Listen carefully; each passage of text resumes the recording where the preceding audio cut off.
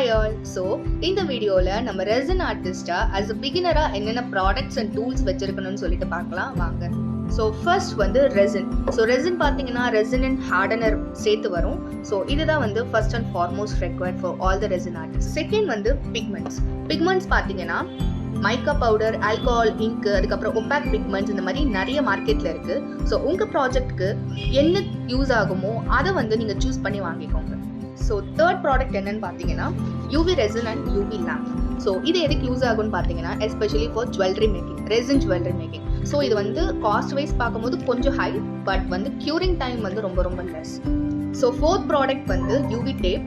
So இதில் வந்து நம்ம ஜுவல்லரி மேக்கிங் ஜுவல்லரியோட பேஸை இதில் ஸ்டிக் பண்ணிவிட்டு நம்ம ஒர்க் பண்ணுறதுக்கு இந்த யூவி டேப் யூஸ் ஆகும்.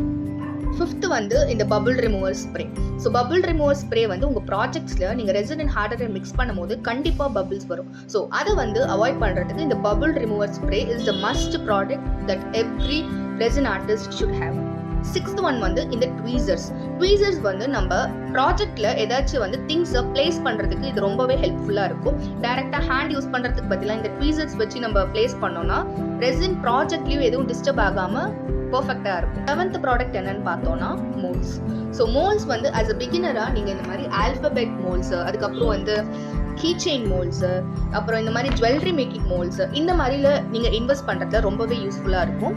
ஏன்னா டேரெக்டாக நீங்கள் வந்து ஹை காஸ்ட் மோல்ஸில் இன்வெஸ்ட் பண்ணுறதை விட இந்த மாதிரி பேஸ் ஐட்டமில் பண்ணுறதுக்கு ஆஸ் அ பிகினராக உங்களுக்கு ரொம்பவே ஹெல்ப்ஃபுல்லாக இருக்கும். இந்த லாஸ்ட் ப்ராடக்ட் என்னன்னு பார்த்தோன்னா அந்த மஸ்ட் ப்ராடக்ட் இது disposable cups and disposable sticks. So இது பார்த்தீங்கன்னா சிலிகான்லேயும் அவைலபிளாக இருக்கும், இல்லை இந்த மாதிரி டிஸ்போசபிள்லையும் இருக்குது. ஸோ சிலிகானில் பார்த்தீங்கன்னா ஸ்டிக்ஸ் என்கிட்ட ஸ்டிக்ஸ் இருக்குது இப்போதைக்கு.